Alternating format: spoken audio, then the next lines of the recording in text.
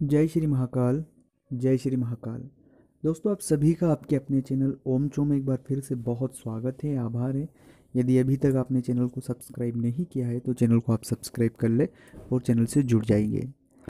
दोस्तों, इस वीडियो में हम बात करने वाले हैं कि भगवान की कृपा आप कैसे पा सकते हैं। और उससे पहले एक निवेदन है कि आप चैनल को सब्सक्राइब करें, घंटी की बटन दबाएं और हमेशा अच्छे अच्छे वीडियोज़ आप पाते रहेंगे इस चैनल के माध्यम से। दोस्तों, कई सारे जातक पूछते हैं कि हम पर भगवान की कृपा है ही नहीं। हम इतनी मेहनत करते हैं, हम रोज़ मंदिर जाते हैं, रोज़ ईश्वर की उपासना करते हैं, लेकिन हम पर भगवान की कृपा है ही नहीं।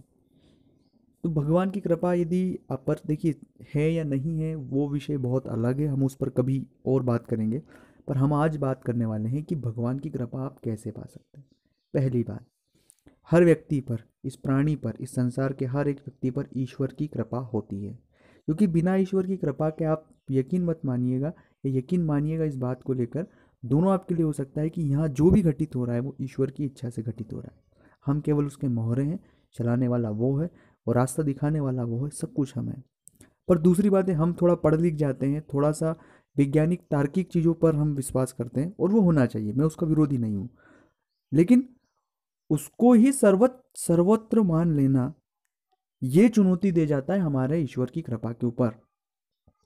एक और कई प्रश्न आपके उठते होंगे ईश्वर के ऊपर, कई सारी बातें उठती हुई हैं। तो जो अंतरात्मा, जो श्रद्धा है, वो श्रद्धा शक वाली श्रद्धा होती है। ईश्वर पर यकीन है, लेकिन यकीन के साथ संशय भी है और शक भी है। तो पहली बात है कि श्रद्धा में कभी शक नहीं होता दोस्तों, श्रद्धा अखंड होती है। श्रद्धा का न तो कोई छोर होता है, इसलिए आप अपने ईश्वर पर पूर्ण श्रद्धा रखें। कृपा के लिए पहला और मुख्य भाव होगा, देखिए श्रद्धा एक भाव है, एक रस है।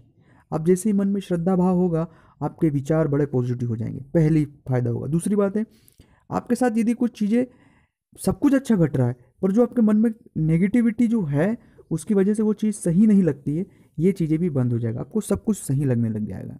तीसरी बात है, आप में झेलने की शक्ति नहीं, आप में स्वीकार करने की शक्ति आ जाएगी।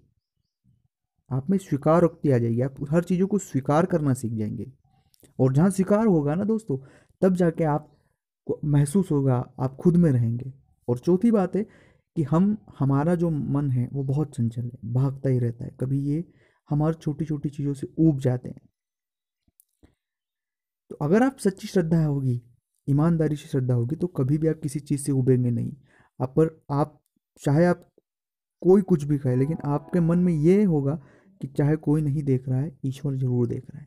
और दोस्तों, ईश्वर का न्याय बहुत बहुत सटीक होता है और ईश्वर से डरना चाहिए। किसी से डरे या न डरे, पर ईश्वर से जरूर डरना चाहिए।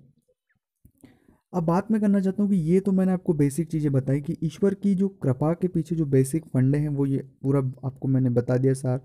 अब है दूसरी बात है, आप हमेशा सकारात्मक रहना है आपको। दूसरी बात है, आपको आस्थावादी श्रद्धावान रहना चाहिए और गीता का अध्ययन करना है। अब जब गीता का अध्ययन धीरे धीरे करेंगे ना दोस्तों, तो बहुत सारी छोटी छोटी बातें, बहुत सारी बड़ी बड़ी परेशानियों का हल आपको उसमें मिलेगा और आप जानेंगे कि ये जीवन का सच क्या है। गीता साक्षात ईश्वरी उपदेश है, उसे आप अध्ययन करें, उसे पढ़ें, तब आप पाएंगे कि ईश्वर की कृपा का वास्तविक अर्थ क्या होगा और ईश्वर की कृपा है क्या। तब आप महसूस करेंगे कि वाकई में हमारे ऊपर ईश्वर की कृपा है। कमियां बहुत सी है, कमियों का यहाँ कोई छोर नहीं है, कोई सीमा नहीं है। व्यक्ति को राजा बना दीजिए प्रजा का, तब भी उसे कमी अपनी किस्मत भाग्य में लगेगी, वो एक विषय ही अलग हो जाता है।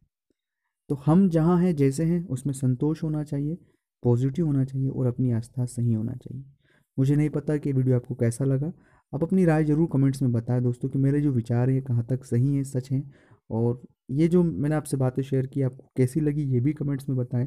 और वीडियो को लाइक ज़रूर करें अगर आपको अच्छा लगा हो, अपने दोस्तों के साथ शेयर करें और कमेंट्स में अपनी राय ज़रूर लिखें और जय श्री महाकाल लिखें। जय श्री महाकाल, जय श्री महाकाल, जय श्री महाकाल।